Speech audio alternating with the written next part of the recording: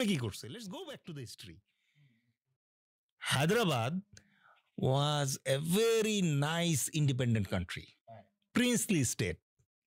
হায়দ্রাবাদের যে প্রধান তাকে বলা হতো নিজাম।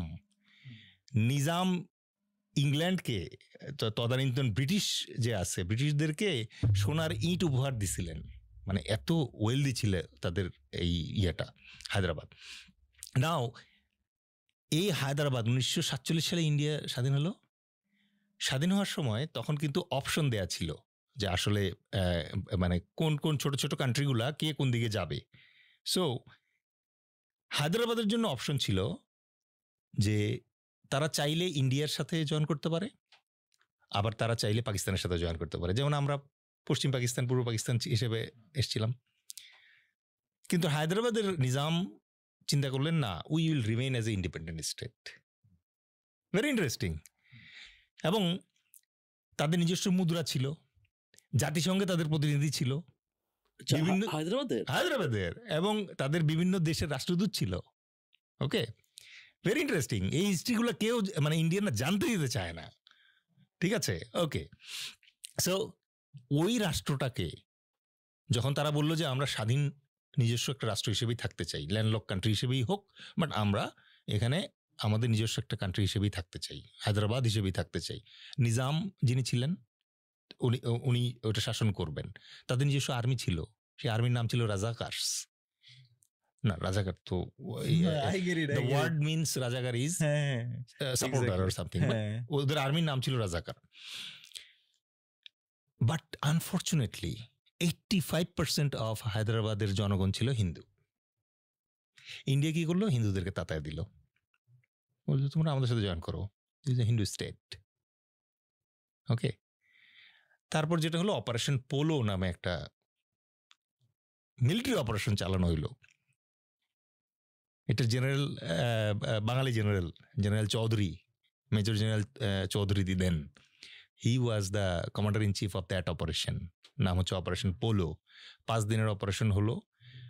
প্রথম 2 দিন হায়দ্রাবাদের আর্মি চেষ্টা করলো ডিফেন্ড করতে, বাট আসলে তো ইটস নট পসিবল। সে they became outnumbered by number of force, they became outgunned because air force and then tank everything was brought there. 5 দিন পর তারা সারেন্ডার করলো। এটা কত সালের কথা? 1948। We don't know this history. এবং মোস্ট ইন্টারেস্টিং থিং, আপনি যদি আজকে আমাকে জিজ্ঞেস করেন অথবা গুগল করেন অথবা আপনি চ্যাটজিপিটি জিজ্ঞেস করেন যে yes, you just ask, hey Siri, what is the last country in the world which was an independent country, একটা স্বাধীন দেশ ছিল যেই দেশকে আরেকটা দেশ দখল করে তাদের ম্যাপের ভিতরে ঢুকায় ফেলছে। এটার লাস্ট উদাহরণ হচ্ছে হায়দ্রাবাদ। কি বলেন? ওকে ওকে, নাও come to 1976. Have you heard about Sikkim? হ্যাঁ, ঘুরতে টুরতে যায় মানুষজন। চিকেন নেক,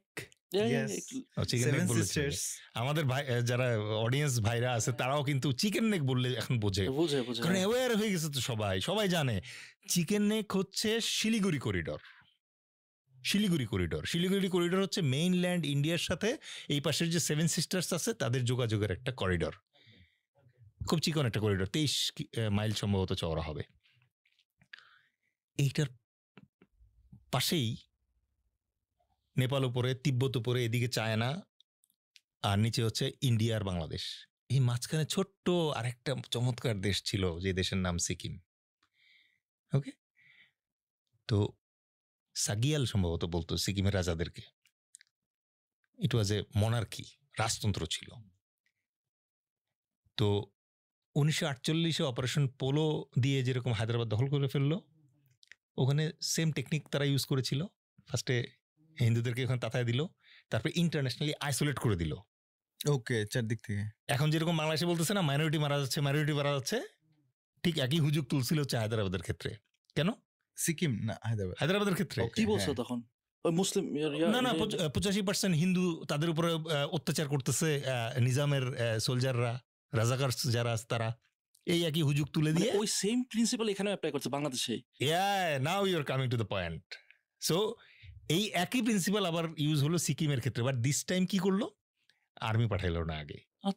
আগে করলো কি, ওখানকার যে ওই আপনার লিন্দুপ দর্জির নাম শুনে থাকবেন সিকিমের কাহিনী যখন আসে। তো রাজা ছিল, আবার পার্লামেন্টও ছিল। পার্লামেন্টে ওরা করলো কি, আস্তে আস্তে ওদেরকে হাত করলো, হাত করে দিয়ে এমন একটা পরিস্থিতি সৃষ্টি করলো যে ওই সিকিমের সরকার ইন্ডিয়ার কাছে চিঠি লিখলো, আর্মি পাঠান আমাদেরকে উদ্ধার করেন। সিকিমের রাজা এর ভেতরে অনেক চেষ্টা করলো, বিভিন্ন দেশের দূতাবাসে, জাতিসংঘের কাছে আপিল করলো যে আমি স্বাধীন দেশ, আমাকে তো নিয়ে ফেলতেছে, কে শুনে কার কথা। ফাইনালি কি হলো, ইন্ডিয়ান আর্মি আবার ঢুকলো সিকিমে। এইবার ঢোকার পরে কি করলো, একটা গণভোট দিল। কি ব্যাপারে গণভোট হতে পারে, যে রাজা থাকবে কি থাকবে না, তাই তো? নো, গণভোট হলো যে সিকিম ভারতের 22তম প্রদেশ হবে কি হবে না, হ্যাঁ অথবা না। স্ট্রেইট কার্ড, ট্রাম্প কার্ড সরাসরি খেলে দিছে এবং এনশিওর করছে এই যে শেখ হাসিনা যে ভোট ইঞ্জিনিয়ারিং শিখছে, ইলেকশন ইঞ্জিনিয়ারিং শিখছে, থেকে শিখছে, ওখান থেকে শিখছে। ওইখানে 97% ভোট পড়লো যে সিকিমবাসী ইন্ডিয়ার 22তম প্রদেশ হিসেবে জয়েন করতে চায়। এই হিস্ট্রিগুলো মাথায় না রাখলে পরে আপনি এখন বাংলাদেশে ইন্ডিয়া কি করতেছে এটা বুঝবেন না তো। কিন্তু